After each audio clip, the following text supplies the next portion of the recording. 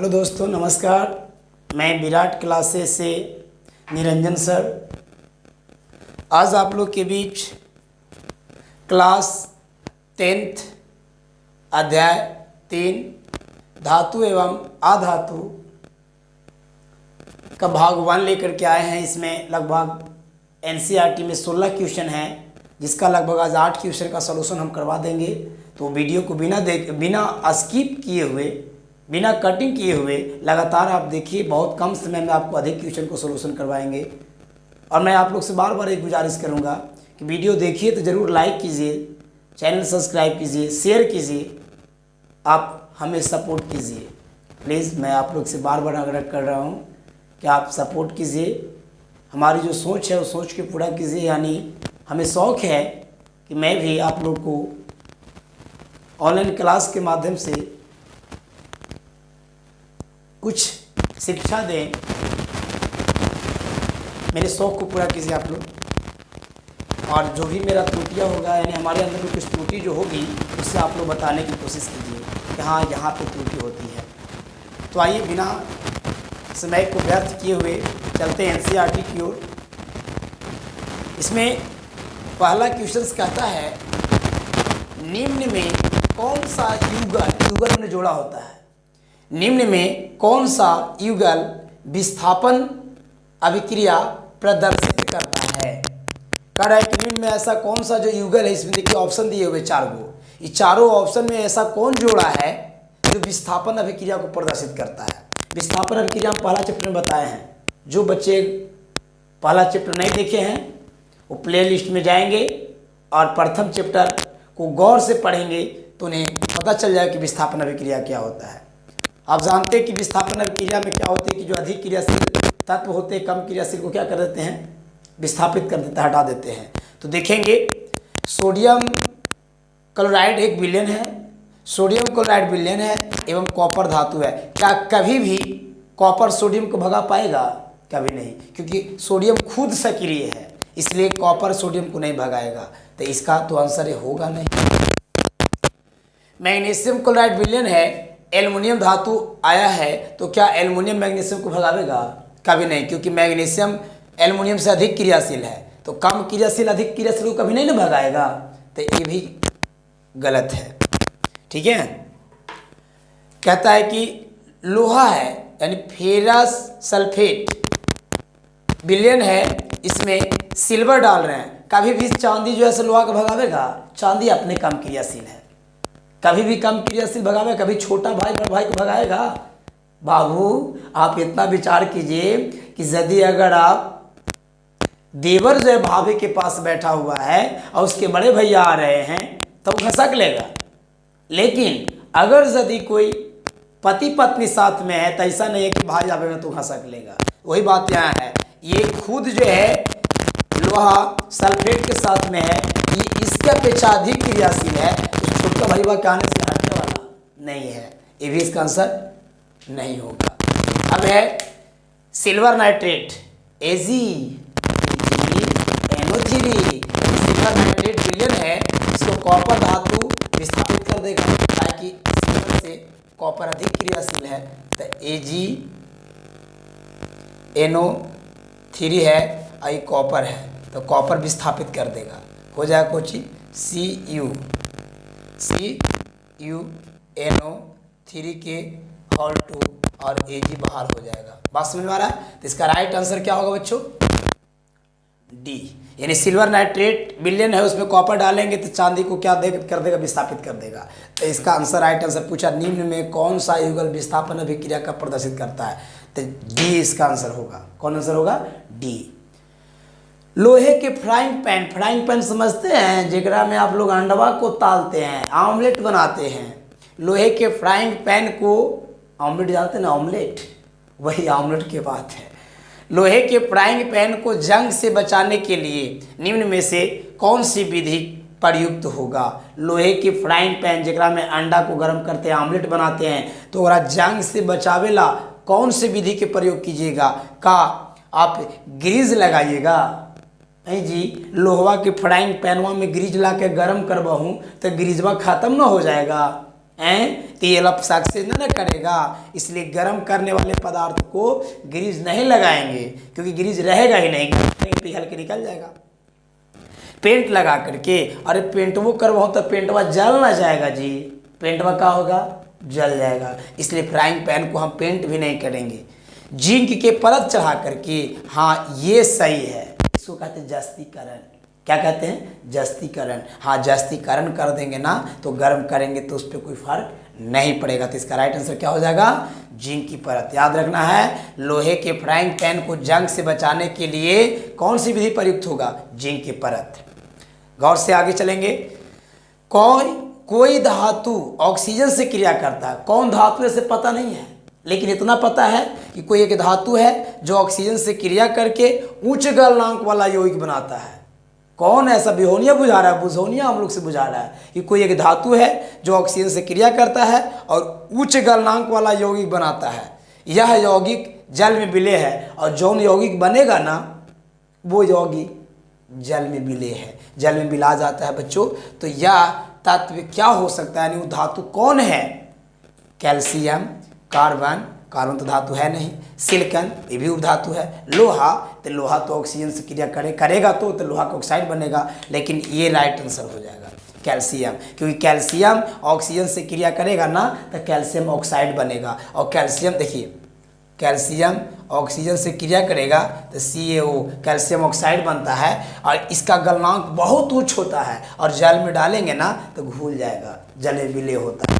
ये याद रखना है मेरे प्यारे बच्चों को कि कैल्शियम ही एक ऐसा धातु है जो ऑक्सीजन से क्रिया करके उच्च गलनांक बनाता है और जल में विलेय हो जाता है। क्या समझ में आ रहा है, समझ में आ रहा है तो लाइक ठोको, लाइक कीजिए बच्चों, आप लोग के लाइक के ऊपर हमारी लाइफ है नहीं।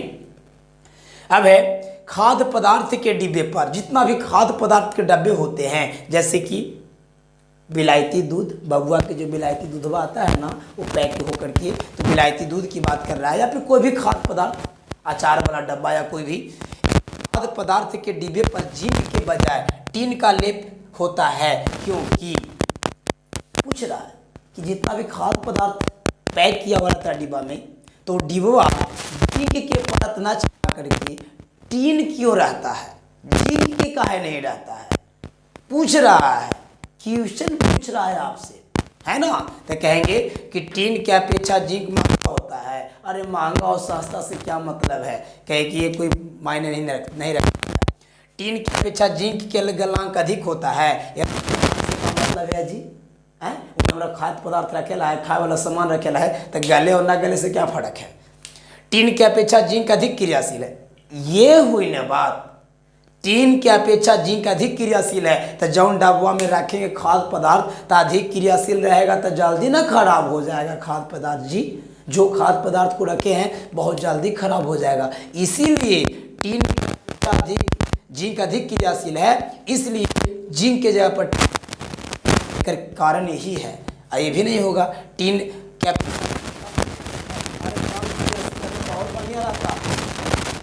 बजाय जिंक के प्रयोग करते, लेकिन नहीं, क्रियाशील होता है, जिसके कारण से बच्चों हम इसका प्रयोग करते हैं टीन के रूप में। चलिए कंप्लीट हुआ, अब चलेंगे आगे।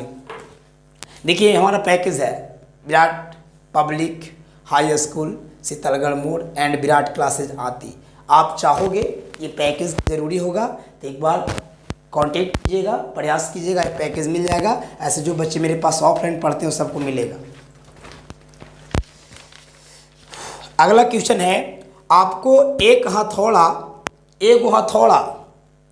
बैटरी, बल्ब, तार, स्विच दिया गया है, ठीक है। क्वेश्चन बहुत लाजवाब है, कह रहा है कि एक हथौड़ा दिया हुआ दे रहे हैं आपको, बैटरी दे रहे हैं, बल्ब दे रहे हैं, तार दे रहे हैं, स्विच दिया गया है। अब क्वेश्चन कह रहा है कि इनका उपयोग करके धातु एवं अधातुओं के नमूनों के बीच आप विभेद कीजिए। दे दिया है हथौड़ा, बैटरी, बल्ब, तार, स्विच, इतना चीज़ दिया है, और कह रहा है कि धातु अधातु में अंतर प्रयोग की सबको उपयोग कीजिए और उपयोग करके बताइए कौन धातु है कौन अधातु है। धातु एवं अधातु में विभेदन के लिए इन परीक्षणों की उपयोगिता का आकलन कीजिए। कह रहा है कि धातु एवं अधातुओं में विभेदन के लिए इन परीक्षणों की उपयोगिता का आकलन कीजिए। बात समझ में आ रहा है? तो आइए बिना समय गवाए बात को हम लोग बढ़ाते हैं आगे। समझ में अगर नहीं आएगा तो एक बार ज़रूर हमें कमेंट कीजिएगा कि हाँ सर यहाँ पे तकलीफ़ होती है, आप बहुत फास्ट बोलते हैं सर, या फिर सर आप जो लिखते हैं पता नहीं चलता है सर, थोड़ा एक बार हेल्प कीजिए और प्लीज़ चैनल को सब्सक्राइब कीजिए, लाइक कीजिए, शेयर कीजिए। आप लोग से बार बार ये बात को हम बोल रहे हैं, विनती कर रहे हैं मेरे भाई।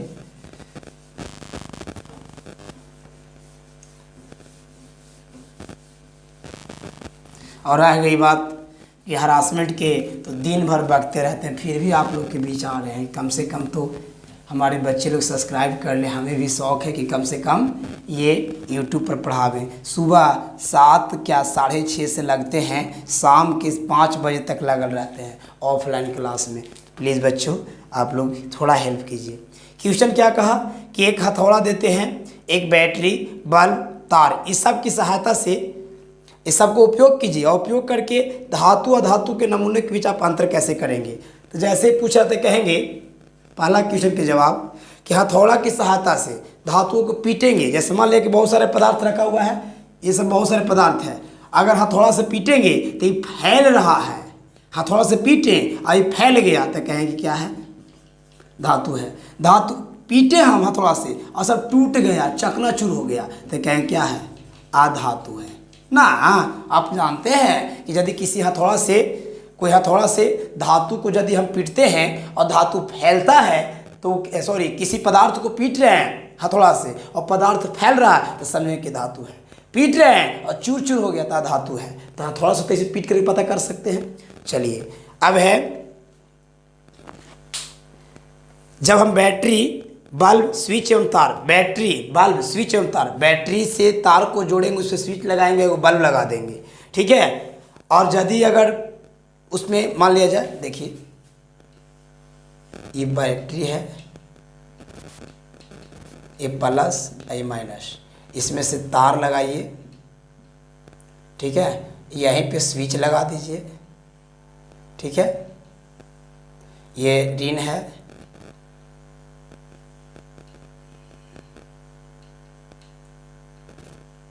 ये क्या है,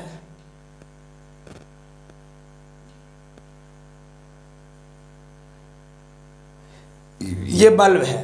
देखिए बैटरी, तार, स्विच, बल्ब। अगर स्विच को ऑन करते हैं, यहाँ पे देखिए बहुत सारे रखा हुआ धातु है, धातु पदार्थ रखल है, पदार्थ रखल है, तो ये पदार्थ को लिए और इसके बीच में यहाँ पे लगाएं, लगा करके स्विच ऑन किए, बल्ब अगर जलने लगा तो समझे कि धातु है, ठीक है।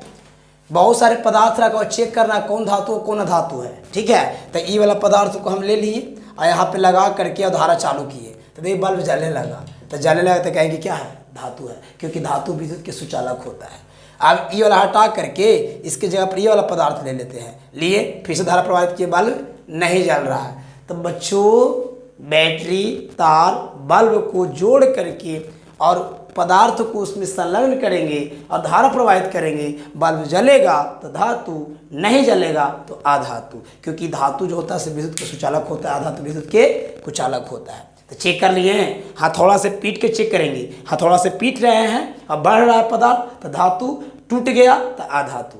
बैटरी, तार, स्विच और बल्ब को आपस से जोड़ देंगे और जोड़ने के बाद उसमें आप पदार्थ को बीच में अटैच करते हैं, बल्ब जल जाता है तो धातु, बल्ब नहीं जला तो अधातु। ये तो प्रयोग कर लिए। अब दूसरा कहता है कि धातुओं एवं अधातुओं में विभेद के लिए इन परीक्षणों की उपयोगिता का आकलन कीजिए। बच्चों पहले प्रयोग से यह पता चलता है कि पीटें तब वस्तु आघात वर्धनीय है तो धातु है ना, जबकि अधातु में यह गणना नहीं किया गया। देखिए क्या धातु पीटे तो टूट गया। फिर देखें दूसरा प्रयोग से यह पता चला कि धातु जो सुचालक था उससे बल्ब जल गया और कुचालक से नहीं जला। तो एक प्रश्न का जवाब हो गया। अब छठा है उभयधर्मी ऑक्साइड, 2 नंबर की क्वेश्चन, 2 नंबर बबुआ, कि उभयधर्मी ऑक्साइड किसे कहते हैं। 2 उभयधर्मी ऑक्साइड का उदाहरण दीजिए। उभयधर्मी ऑक्साइड किसे कहते हैं, 2 उभयधर्मी ऑक्साइड का उदाहरण दीजिए। तो कहना है ऐसे धातु के ऑक्साइड, ऐसे धातु के ऑक्साइड जो अम्ल और क्षार दोनों से अभिक्रिया कर लवण और जल प्रदान करता है।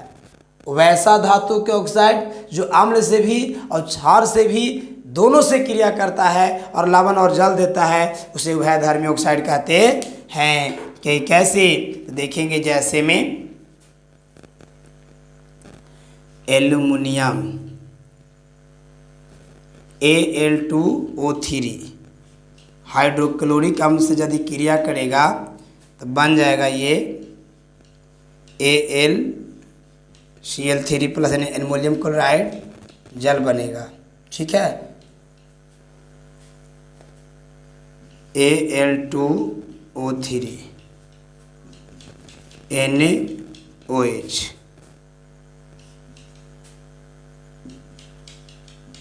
NaAl2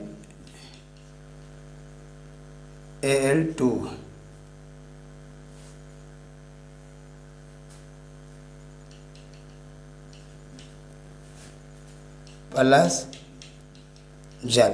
देखिए संतुलित कर दीजिए, एल्युमिनियम 2 गो है, यहाँ 2 कर दीजिए, यहाँ 3 कर दीजिए, यहाँ 6 कर दीजिए। क्यों? एल्युमिनियम 2 गो, एल्युमिनियम 2 गो, यहाँ ऑक्सीजन 3 गो तो ऑक्सीजन 3 गो, हाइड्रोजन 6 गो तो हाइड्रोजन 3 दूनी 6 गो, क्लोरीन 6 गो तो क्लोरीन 6 गो। हो गया, एल्युमिनियम 2 गो, एल्युमिनियम 1 गो है तो यहाँ 2 कर दीजिए, हो गया। सोडियम 2 गो। देखिए हम क्या बताएं, उभयधार्मी ऑक्साइड किसे कहते हैं? वैसा धातु के ऑक्साइड, वैसा धातु के ऑक्साइड जो अम्ल से और क्षार से, अम्ल से और क्षार से क्रिया करके लवण और जल बनावे। वैसा धातु के ऑक्साइड जो अम्ल से और क्षार से, अम्ल से और क्षार से क्रिया करके लवण और जल बनाता है तो उसे हम उभयधार्मी ऑक्साइड कहते हैं। एल्युमिनियम ऑक्साइड लिख दीजिएगा एगो, क्या लिखिएगा उभयधार्मी ऑक्साइड में? एल्युमिनियम ऑक्साइड लिखिएगा। और एक और होता है जिंक ऑक्साइड, क्या होता है? ZnO। ये दोनों की याद रखेंगे, ये दोनों जो है उभयधार्मी ऑक्साइड है। ठीक है, एक है 2 धातु का नाम बताइए जो तनु अम्ल से हाइड्रोजन को विस्थापित कर देंगे तथा 2 धातु जो ऐसा नहीं कर सकते। कह रहे क्या? ऐसा 2 के धातु के नाम बताइए, 2 ऐसा धातु का नाम बताइए जो तनु हाइड्रोक्लोरिक अम्ल से हाइड्रोजन को भगा देवे, और 2 ऐसा धातु के नाम बताइए जो ये काम ना कर सके। तो बड़े आसान है, 2 धातु है जो तनु अम्ल से हाइड्रोजन को विस्थापित कर देगी, जिंक और एल्युमिनियम। जिंक और एल्युमिनियम, देखिए ACl अगर जिंक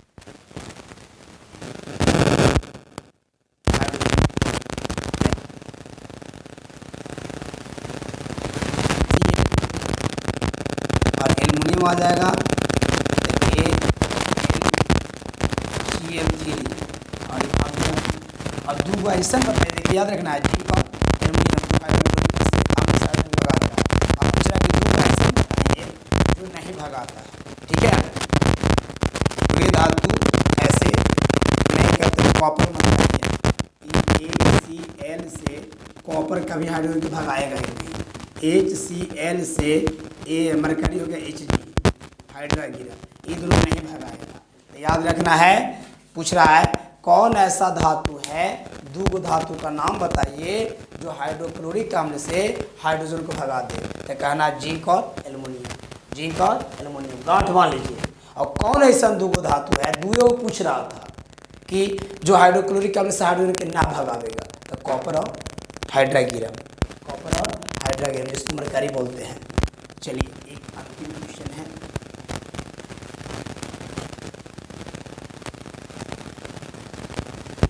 अंतिम क्वेश्चन बाबू। किसी धातु M के विद्युत अपघटनी परिसीकरण में आप एनोड कैथोड अपघट किसे बनाएंगे? कह रहे किसी धातु है M, कोई धातु का नाम है M, विद्युत अपघटनी परिसीकरण में आप एनोड कैथोड अपघट किसे बनाएंगे? तो विद्युत अपघटनी शोधन में अशुद्ध धातु को एनोड, आप जानते हैं, याद रखिएगा, जब विद्युत अपघटन करते हैं ना तो शुद्ध धातु जाएगा कैथोड पर और अशुद्ध धातु एनोड पर। यही याद रखना कि जब विद्युत अपघटन करवाते हैं तो शुद्ध धातु जाएगा कैथोड पर और अशुद्ध धातु एनोड पर। याद रखिएगा, आखिरी बार बोल रहे हैं कि यदि किसी धातु को आप विद्युत अपघट करके प्राप्त करना चाहते हैं तो मिलियन में जो शुद्ध धातु होगा कैथोड पर, अशुद्ध धातु होगा वो एनोड पर। तो आज आपको 8 क्वेश्चन बताएं और जो बच गया है 8 क्वेश्चन वो आपको भाग 2 में बता देंगे।